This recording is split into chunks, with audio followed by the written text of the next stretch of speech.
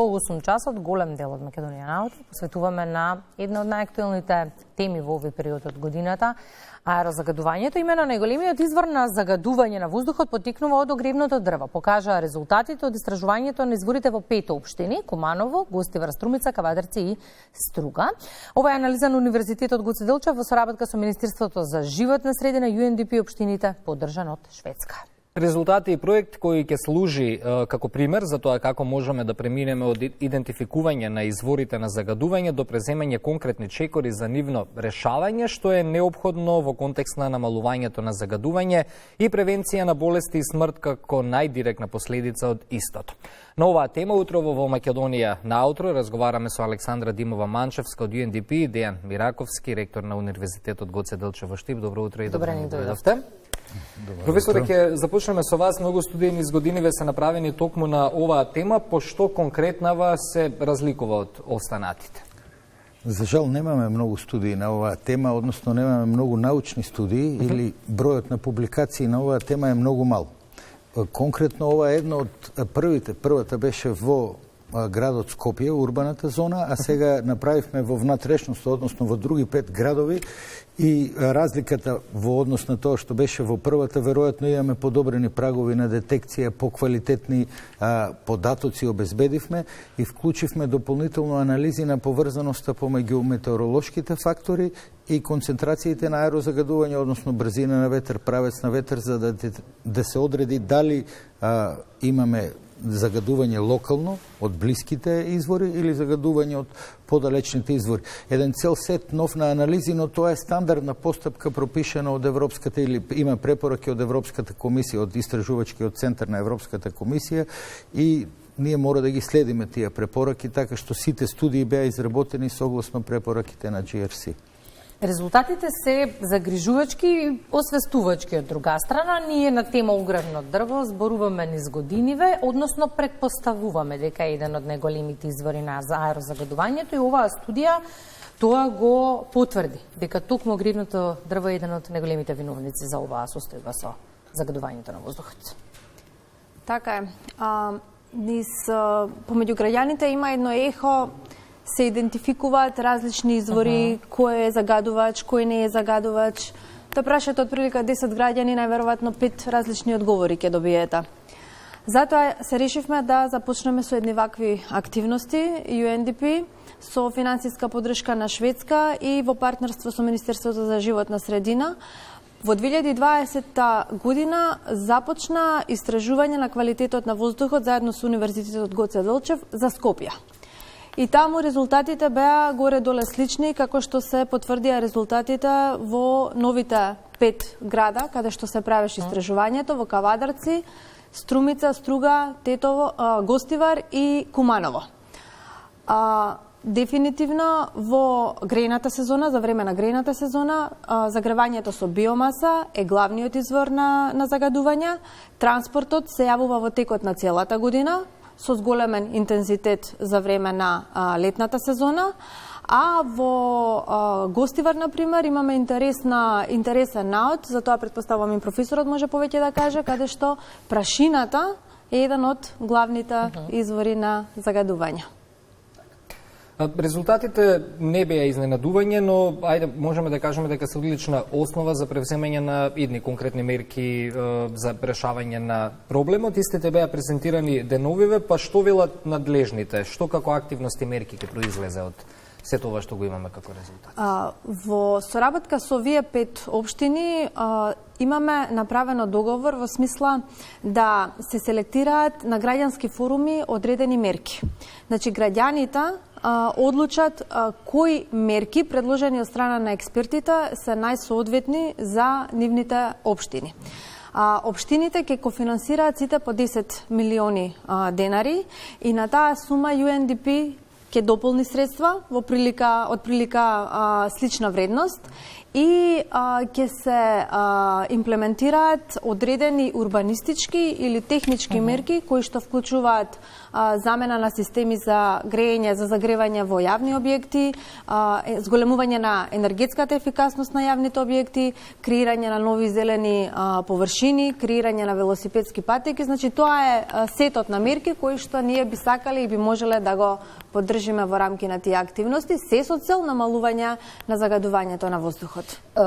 Професоре, дискутиравме малку пред почетокот на разговорот во однос на загадувањето поодделно низ градови. Изненадување ми беше Кавадарци, како град со најголемо аерозагадување од овие истражувани. Имавте ли вие изненадување во текот на истражувањето? Нешто што сте очекувале, а не испаднало унака како што сте го размислувале во контекст на бројкиве и графиконите? Имаше навистина беа интересни податоците. Да, Кавадарци е еден карактеристичен пример кој што имаше високо аерозагадување. Кавадарци и Струмица се најлошите градови во оваа група, па следува Куманово, па потоа Гостивар и Струга, кои што се значително подобри. Во Гостивар и Струга беше некаде околу 20% надминувањето на дозволената гранична вредност, додека во другите градови од 70% нагоре, што е навистина многу поголема концентрација. Интересно беше фактот, го спомена Александра, што, например, во Гостивар детектиравме минерална прашина, односно прашина која што доаѓа или од градежништвото најчесто, или од ресуспензија од улиците, од сувите површини. Гостивар е познат по каменоломите во околината и веројатно во сувите периоди во текот на летото, од југозападен правец кога има ветер се детектира специфичен отпечаток на минерална прашина.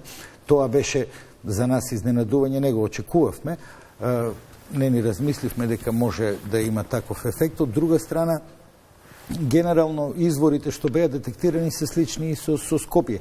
Разлика е што, например, во Скопје во текот на летните месеци отпечатокот, односно ефектот од сообраќај паѓа драстично, во јули и во август речиси да нема, додека во внатрешноста, во текот на летните месеци, сообраќајот се качува драстично, односно во овие периоди имаме зголемување на сообраќај. Така. Борбата дефинитивно треба да е континуиран процес ако сакаме трајно решение. Ги споменавме, Александра, велосипедските патеки, но ете, за жал сликата последниве години во Скопје се паркирани автомобили на велосипедските патеки. Морав тоа да го напоменам, бидејќи нели слушаме цело време патеки, користење на алтернативен превоз, меѓутоа за жал условите на терен не го дозволуваат тоа од несовесни граѓани, најверојатно од нереакцијата на институциите. Спремни сме за трајно решение ако зборуваме за загаден воздух, зборуваме и од аспект на граѓани. Проекти ние може да имаме многу, студии може да имаме многу, но колку и граѓаните се спремни да соработуваат. Спомена Вани и граѓаните, мора да споминеме дека често прстот се посочува кон индустриите. Во дел од градовите кои што се дел од анализата нема воопшто индустрија, така да не можеме да зборуваме само за еден аспект. Така. Заштита на животната средина, заштита на воздухот и останатите сегменти на животната средина е еден комплексен проблем.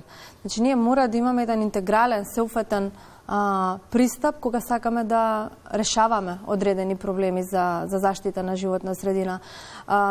Тој проблем е поврзан со урбанизмот, со транспортот, со управувањето со отпадот, буквално со сите комунални инфраструктурни дејности и така натаму. Значи, ако сакаме да влијаеме на заштита или унапредување на квалитетот на воздухот, ние мораме да пристапиме од разни аспекти, вклучително и транспортот, креирање на нови велосипедски патеки, зголемување на културата на секој од нас во сообраќајот, односно паркирање на вистински места или пак избегнување на користење на возилата.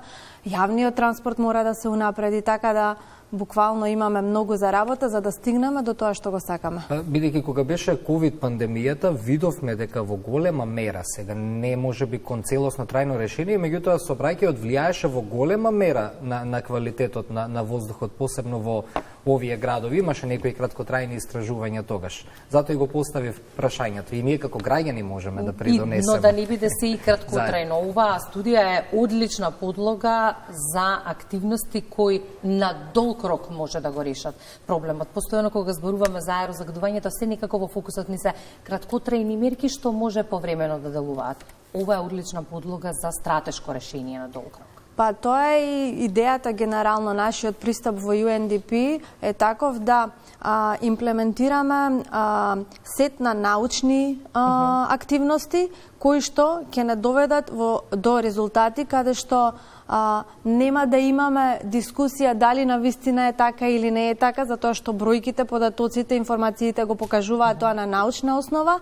Сега треба само да се договориме како, повторно ќе кажам, на еден интегриран пристап со вклучување на низа институции и организации. Сето тоа можеме да го спроведеме во пракса со цел да се намали загадувањето на воздухот и сите останати аспекти проблеми на животната средина. Сега беа опфатени 5 градови.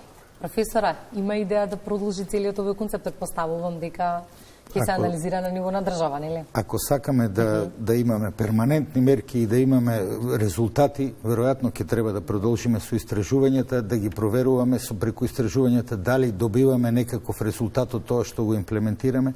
Мора да истакнам дека замените на системите за грејење во Скопје, во некои градови кои што беа преземени, веќе имаат одреден позитивен резултат и имаме просечните концентрации се намалуваат во државата неколку години последователно, па дури има станици во урбаната зона на Скопје кои што за прв пат се во граничните норми, што е веројатно резултат на мерките што биле преземани, односно постепената замена на овие системи. Ако продолжиме, сигурен сум дека ќе имаме добри резултати, но мора да работиме интензивно и континуирано.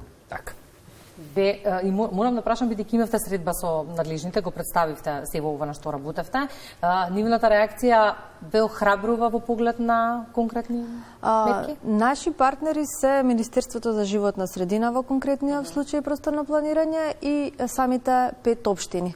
Од секогаш сме имале поддршка од Министерство за животна средина, буквално со нив ги разгледуваме резултатите, се превземаат одредени политики, кажав дека самите општини дури финансираат значителна сума на средства, така да гледам дека работите се развиваат во правилна насока, особено сега со можностите за дополнителни инфраструктурни проекти што се аплицира во влада и во други институции каде што воздухот и животната средина се на врвот на агендата на овие општини. Дека не останува се на хартија, Ване, добар пример е и сето оно што беше направено, да речеме, во населбата Лисиче, откако се анализираше Скопје, бидејќи секогаш кога зборуваме за Скопје и кога ги анализираме вредностите, Лисиче ни паѓа во очи по големените концентрации на PM2,5 и 10 честички во воздухот и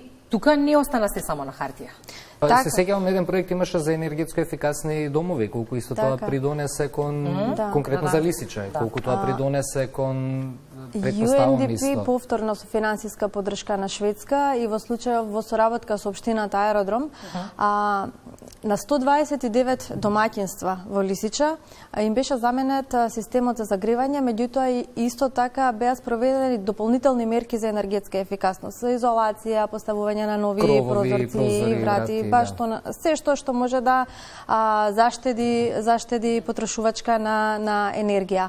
Идејата ни беше да покажеме дека ваков модел навистина може да влијае врз намалувањето на загадувањето, меѓутоа и да ги поттикнеме граѓаните преку раскажувањето на своите позитивни искуства да влијаат кај соседите, кај останатите граѓани, сите заедно да почнат да спроведуваат такви мерки, се со цел, пак ќе кажам, заштита на воздухот. Добро е што во основа имаме научната јавност, добро е тоа што таа ни помага во целата оваа приказна, кога имаме пишан документ, веќе се е полесно. Ниту ние како граѓани, ниту надлежните имаат алиби да кажат, па не знаевме дека ова навистина го има на терен. Да, резултатите од овие истражувања пред се следливи на некој начин и се правени со робусни методологии кои што може секој да ги провери од научен аспект.